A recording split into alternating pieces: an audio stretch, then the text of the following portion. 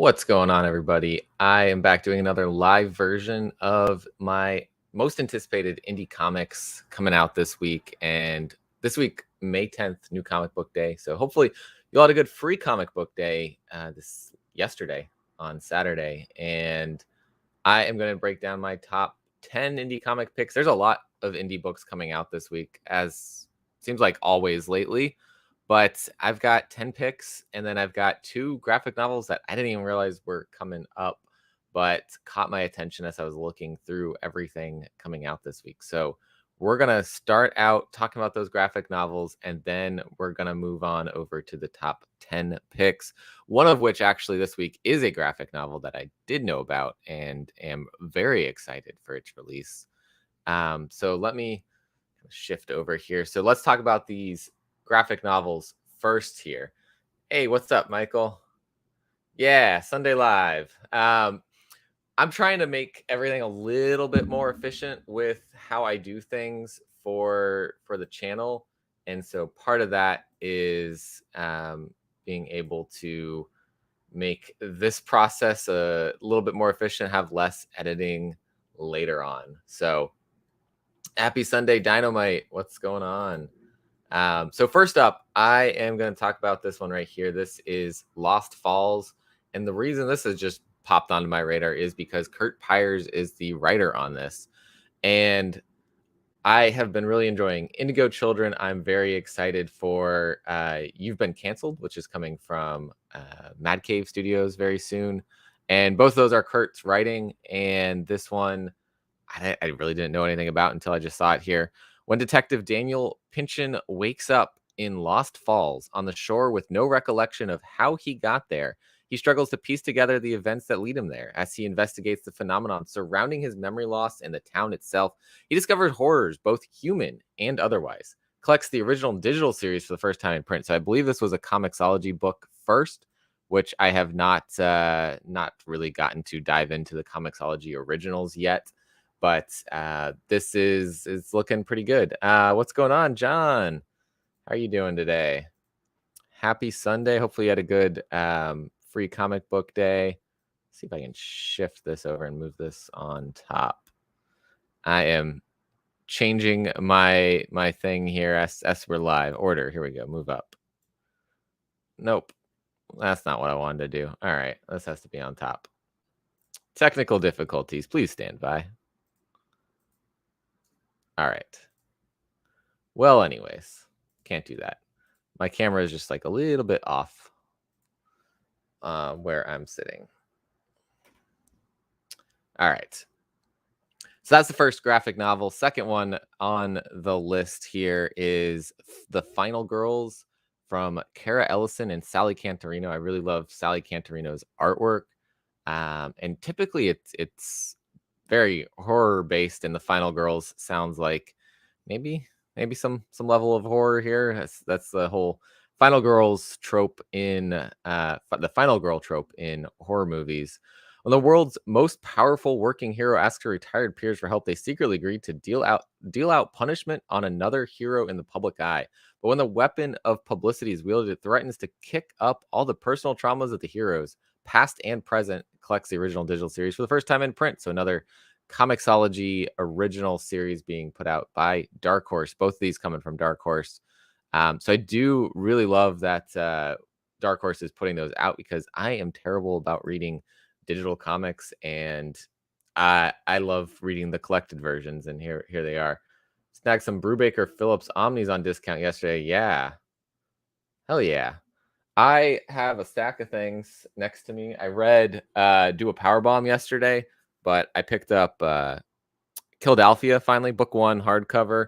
My shop had everything 15% off for free comic book day, so I was like, all right, well, time to pick some things up.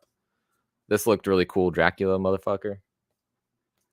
Some TKO books, and this one right here, and then Sentient. I have everything just chilling next to me, and I still haven't read the first one of these, but I figured I might as well pick it up for 15% off. So hopefully I like it, because now I got the second one, And I just saw, I think the fourth one is releasing soon. So I'm excited. Yeah, Philadelphia. I am so excited to dive into. I read the first issue of it yesterday and just loved it. Yeah, pains of live broadcasting. That's okay. I'm used to those pains. I prefer them versus editing later. Editing is not my favorite thing. So we're doing it live. It's more fun that way. What's up, Phil? Phil in the house. Phil in the treehouse. So let's head into the top 10 picks. So I will preface by saying I don't have two of my favorite books in here because I'm trying to highlight other books and everybody knows about these. We got Noctera releasing this week and Saga. So they are always gonna be my favorite things coming out. But I have some new things that I want to highlight, or maybe some more under the radar books I want to highlight in my top 10. So we're gonna do that. And speaking of Rodney Barnes in Philadelphia, he's got Monarch releasing this week as well, which just didn't quite make my top 10 because I have like probably 15 indie books I will be picking up this week. So yeah, it's a big indie week. After that haul I just picked up for free comic book day, I've got lots of reading to do. So number 10 on my list this week is Banshees, number 2 from Scout Comics. This one, David Dwanch and who's the co-writer on this? It's David Dwanch and Jessica Balboni. Riccardo Fancini is doing the artwork on this. Tim Daniel doing the cover here. I think he does all the covers, and if I'm not mistaken, they somewhat connect. Emily's investigation has put her at odds with everyone from her new roommate Abby to her college professors. Little does she know that she's also garnered the attention of the ghosts and of the 3 co-eds and the serial killer that murdered them.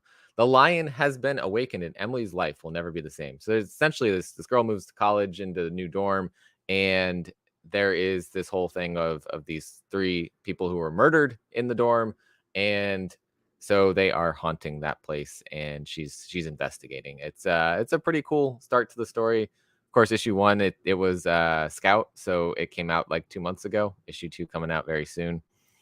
Yes, only indie Quicksand. Yes, that is on my list. So we will talk about Quicksand very soon. So that was my number 10 pick. Number 9. Speaking of Jonathan Hedrick, we've got Dream Master. Of course, he's all of the cover A's are these wraparound covers, so it's kind of not all fitting in there, but there you go. Jonathan Hedrick, Luigi Baracelli, Ruben Curto, and DC Hopkins on letters. To tear down the wicked Queen of the Night's wrathful rule over the dream world once and for all, Dream Master must compromise the lives of several dreamers, but when his haphazard plan goes awry, he realizes he might have placed the entire existence of the waking world at risk. I've been loving this, our rogue here doing his thing, protecting the dream world and the waking world, facing off against the Queen of the Night. And Luigi Baracelli's artwork is just nothing short of incredible here.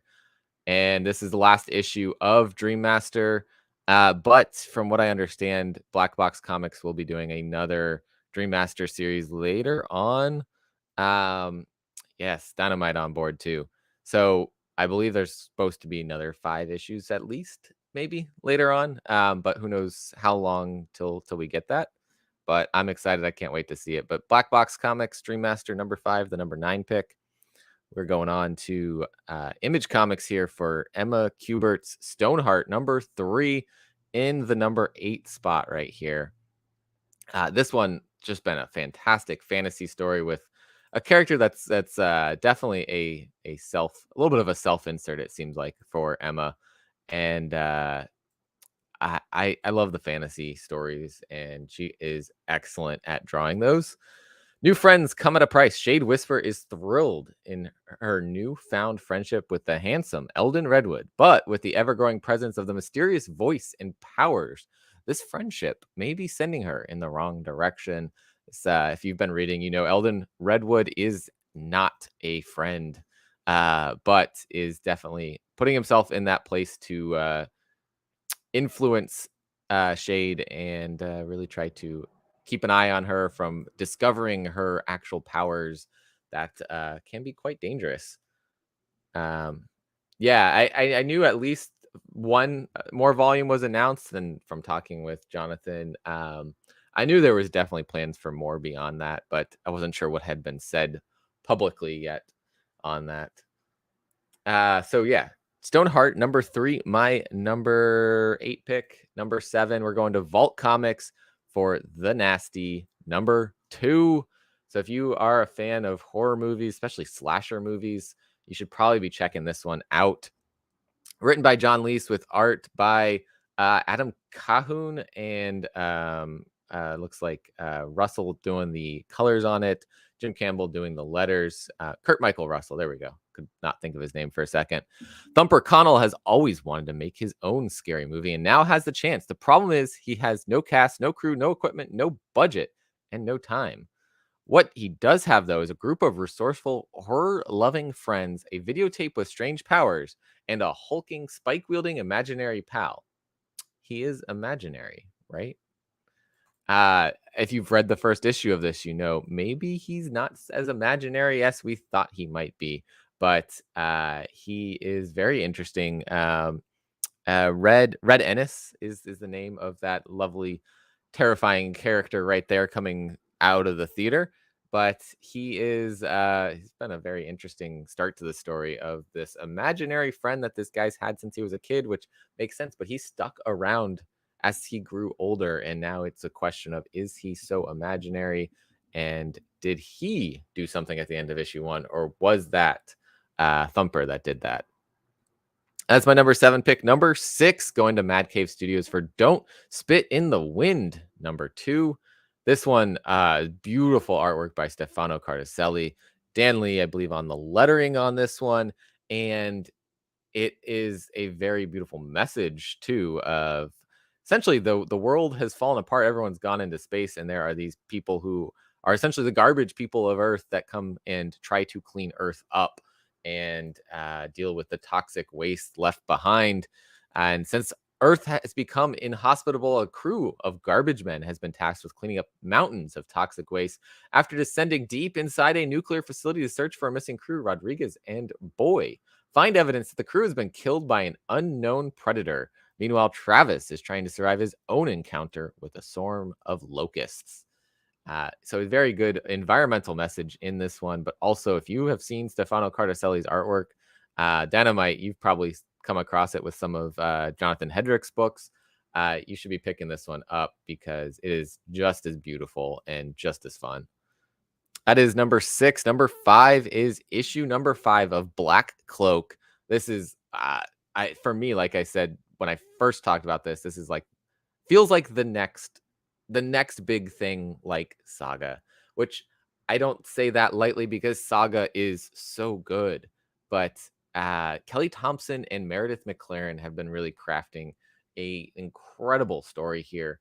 An unexpected reunion cuts right to Essex's heart. Pax weighs dark options. Draconis consider their place in a political nightmare. The humans scramble, anticipating an opportunity. Those with power scheme to hang on to it at any cost. Mermaids still have no rights, and more people will be dead by morning. It's been just really an incredible fantasy sci-fi future story here. What's up, Immortal Rising? And speaking of, I don't spit in the wind, I have the coffee right behind me here. But yeah, no, Black Cloak is one of those books that if you haven't read it, please go check it out. Do yourself a favor if you love futuristic sci-fi fantasy and a world full of mythical beings. This is that story. And it's also somewhat a cop story in a way. Future cops, the Black Cloaks, and it's just a beautiful story. Like I said, it feels like the next Saga, and I don't say that lightly. That is my number 5 pick this week. Number 4 is something epic. Number 1 from Simon Kudransky. This looks like something epic, and it has the makings of something epic right here. And this is really bizarre. I kind of forgot originally that I pulled this, and then I saw it come up again. I was like, man, this looks really cool, but I don't have space to throw this onto my pull list. And then I was like, wait, I already did. Imagination is real outside our perception. Creative thought takes a physical form. with only a handful of individuals known as epics able to interact with this wondrous hidden world. But for 14-year-old Danny Dillon, accepting these responsibilities himself won't be easy or safe. Lose yourself in a world of endless fantasy and creativity where superheroes, monsters, magical creatures, and cartoon characters live and breathe beside us.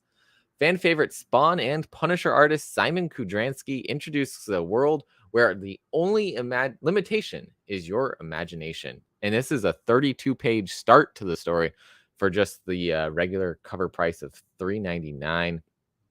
There are pictures on the Previews World website of what Simon's artwork looks like in here, and it's looking really good. Let me see. Let me show. That one's not loading super well, but just scoot this into the frame here. That's some of what we're looking at for the artwork. So I'm excited to check this one out. It's my number 4 pick this week. Number 3, we're going over to Boom Studios for Ghost Lore, number 1 from Colin Bunn and Brian Hurt.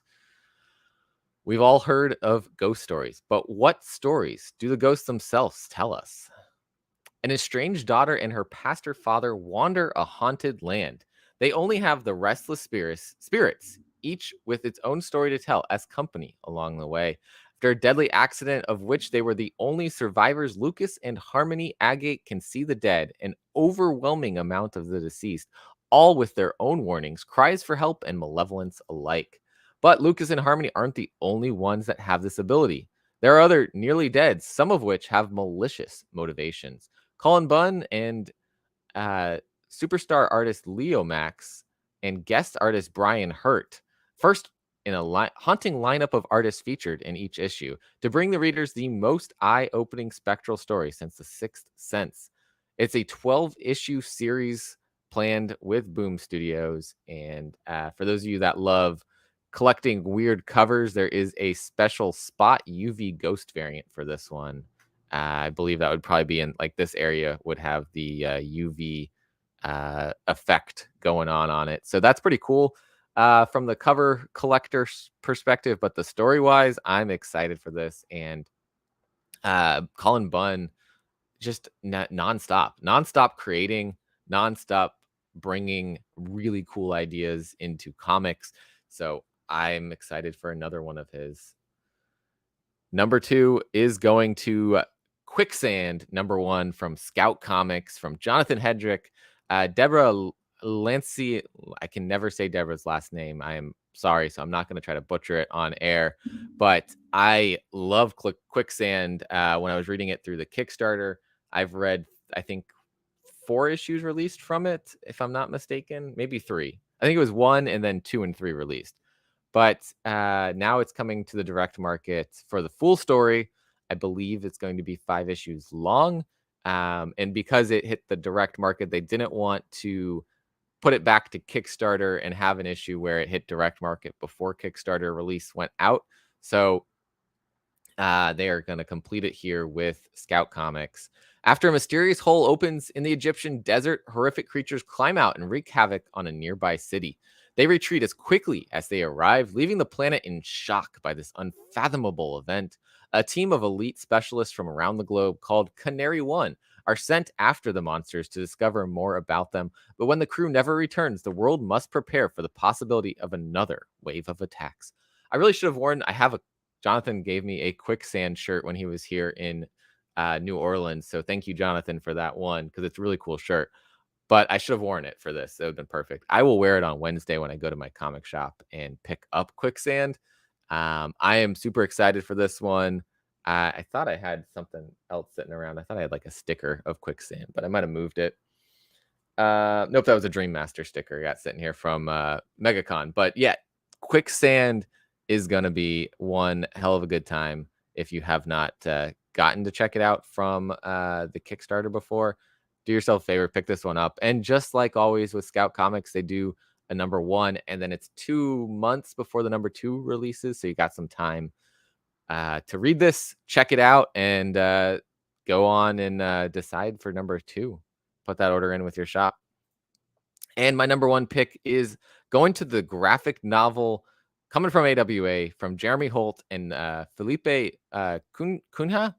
This is Gatsby. It is a retelling of the Gatsby story, the Great Gatsby story, and I've read the first two chapters of it. AWA sent those out to their press list, and it's amazing.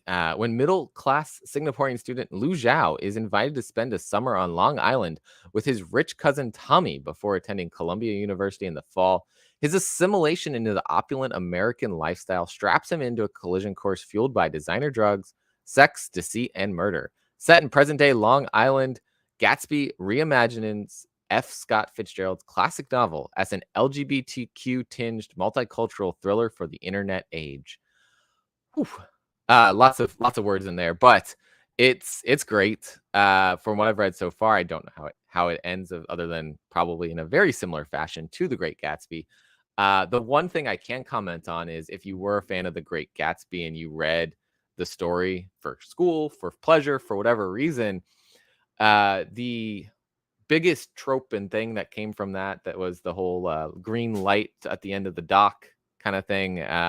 They'd stare out at, and it is done, but not in that way. And I like how they did it in order to really incorporate the modern day into it. And that's what I'll say without revealing things about the story. But it's great so far, what I've read. I think I have the full copy now from the press list. So I need to read it and try to put out a review for Gatsby before Wednesday. That is my goal. That is my one review goal for the rest of the weekend, is to write one for Gatsby. But I am so excited for this. This is my number one pick this week. And we'll do, like I did before, a rundown of all of the picks again, just for you guys to check out. So, just zoomed in on that. So first of all, two graphic novels that I think really should be checked out, but I have not gotten to. I hadn't seen them before I was preparing this list, and so that is Lost Falls from Kurt Pyers, Antonio Fuso, and Picroluki Minoto. I cannot pronounce names today. The Final Girls from Kara Ellison and Sally Cantorino. Those two both coming from Dark Horse. Number 10 pick from Scout Comics, Banshees number 2. Number 9 pick from Black Box Comics, Dream Master number 5. My number 8 pick from Image Comics, Emma Kubert's Stoneheart number 3. From Vault Comics in the number 7 spot, we've got The Nasty number 2. In the number 6 spot from Mad Cave Studios, Don't Spit in the Wind number 2. From Image Comics in the number 5 spot, Black Cloak number 5. In the number 4 spot from Image Comics, Simon Kudransky's Something Epic. In the number, what did I just say? 3 spot from Boom Studios, Ghost Lore number 1. In the number 2 spot from Scout Comics, Quicksand number 1. And in the number 1 spot from AWA, Gatsby. That is my top picks this week. I hope you guys find something that you're looking for this week. Let me know if you're watching this later. Let me know in the comments what you're picking up this week for New Comic Book Day. If you're watching live, drop it in the chat. I know one person said they are very much looking forward to Quicksand from Jonathan Hedrick. But yeah, let me know. Are you getting any of these other books that I have been talking about? I will be on here for another couple minutes to chat. But what are you guys looking forward to this week from New Comic Book Day? I got about 10 of you watching right now. So shout some books out that people should be looking for. What about Marvel and DC? What are you guys picking up from them? I know I talk about indie a lot, but of course I still love some of those books coming from Marvel and DC. I'm picking up anything Spider-Gwen, Spider-Verse really is my jam from Marvel. But what else is going on? What did you guys get for Free Comic Book Day? I showed off some of the purchases I had, but book-wise from Free Comic Book Day, I picked up Jeff Lemire's Fish Flies Free Comic Book Day version. The Sacrificers from Rick Remender and Max Fiumara. And then let's see, Umbrella Academy's coming back soon, so I am excited about that. And a little preview of it there. I picked up We Are Legends from DC, some new characters, some very diverse characters that sound like they're going to have a well-developed story coming on. We've got Spider-Man Venom. I honestly, I picked this up because of this one character, which I don't know anything about, but Flexo. This panel, I said, all right, I'm picking this up. This is kind of hilarious. Um, Marvel Voices. I always pick up Marvel Voices books. They're always well done with different creators, and then local creator doing the Star Wars High Republic adventures, Daniel Jose Older. Um, so that's what I picked up for Free Comic Book Day. Uh, there were more I wanted to pick up. I do want to check out the RuneScape comic because I played that as a kid, and I actually still have the app on my phone, and I played it not that long ago. For It's like the old school RuneScape you can play on your phone, which is kind of wild. Phil, no Marvel DC on your pool. World Tree is interesting. Wilds End sequel coming up. Something epic coming up. Indigo Children. Yes. I don't. I feel like I've seen Wilds End, but I'm not sure. Something epic, definitely. And Indigo Children has been super great. World Tree, I did like issue number 1. I feel like people took it to a very, very high hype level that I didn't feel, but I really liked it. So I'm definitely staying on it for now. Um, the only Tynan book I've ever dropped was Blue Book. Wasn't for me, but he kind of said that he knew it was not going to be a book for everybody. So um, it just didn't hit with me. But I will wrap it here before we hit that 30-minute mark. Thanks everybody who's been watching, chatting in the live chat. Again, drop those comments afterwards. What you're picking up this week helps the video in the YouTube algorithm world. Like the video if you haven't done so already, and have a good week. Enjoy New Comic Book Day. Enjoy your stuff that you picked up for Free Comic Book Day. And as always, collect what you love. See you next time.